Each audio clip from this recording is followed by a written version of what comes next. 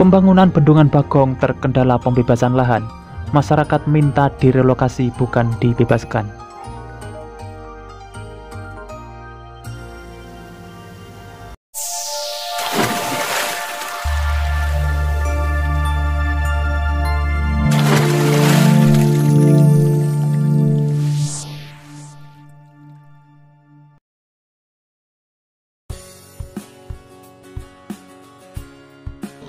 Assalamualaikum semuanya.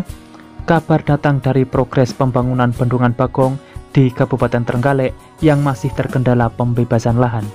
Bagaimana kabar selengkapnya? Simak terus video ini. Sebelum berlanjut ke pembahasan, dukung selalu channel ini untuk terus berkembang dengan cara subscribe dan nyalakan loncengnya. Karena kalian akan mendapatkan informasi seputaran konstruksi di Indonesia di setiap harinya. Proses pembangunan Bendungan Bagong di Kecamatan Bendungan, Kabupaten Trenggalek masih terkendala oleh pembebasan lahan. Jumlah lahan yang telah dibebaskan relatif sedikit sehingga berpengaruh pada proses pembangunan. Hal tersebut mengemuka dalam pertemuan antara berbagai pihak terkait proses percepatan pembangunan Bendungan Bagong di Gedung Bawarasa Kompleks Area Pendopo, Kabupaten Trenggalek pada 21 Juli 2022 lalu. Pertemuan itu dihadiri oleh perwakilan Kemenko Perekonomian, pihak pembangunan Bendungan Bagong, dan Pemkab Trenggalek.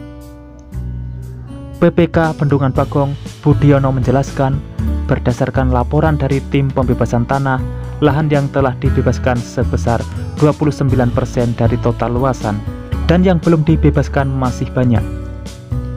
Luasan lahan untuk pembangunan Bendungan Bagong diproyeksikan sekitar 1.480 bidang. Yang sudah dibebaskan kisaran 300-an, selebihnya yang sudah diumumkan 500-an.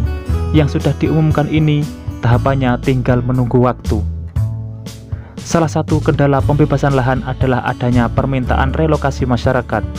Padahal relokasi bukan merupakan mekanisme pembebasan lahan dalam proyek strategis nasional seperti Bendungan Bagong.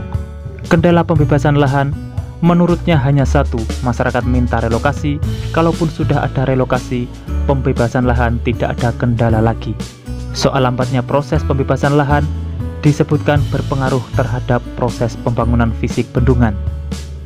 Sedangkan progres pembangunan fisik bendungan masih di bawah 20%, baik untuk pembangunan paket 1 maupun paket 2.